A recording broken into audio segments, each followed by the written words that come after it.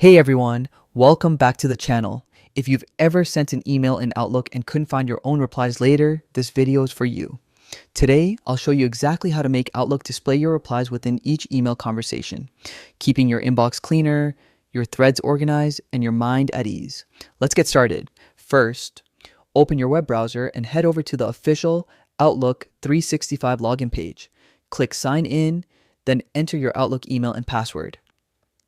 And a quick tip, always use a strong password and enable two-factor authentication. It's a simple way to keep your email secure. Once you're logged in, look at the top right corner of your Outlook screen and click on the gear icon. That's your settings menu. Now scroll down and click View All Outlook Settings. From there, head to Mail and then Layout. This is where all your display and organization options live. Under the Layout tab, look for the option that says Conversation View. This setting controls how Outlook shows your emails and replies. By default, it might be turned off, which is why your replies are scattered all over your inbox. So, toggle Conversation View on.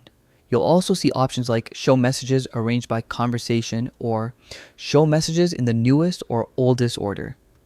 Pick the one that fits your style. I recommend showing the newest messages on top so you can instantly see your latest replies. Now go back to your inbox. You'll notice that Outlook automatically groups your emails and replies under a single conversation thread. This way, every response, yours or someone else's, stays neatly stacked together. Not only does this make tracking long email chains easier, but it also saves tons of time when following up on work or client messages. And that's it. You've just made Outlook show your replies in one organized conversation view. If this guide helped you out, don't forget to hit the like button, subscribe, and turn on the bell so you don't miss my next tech tutorial.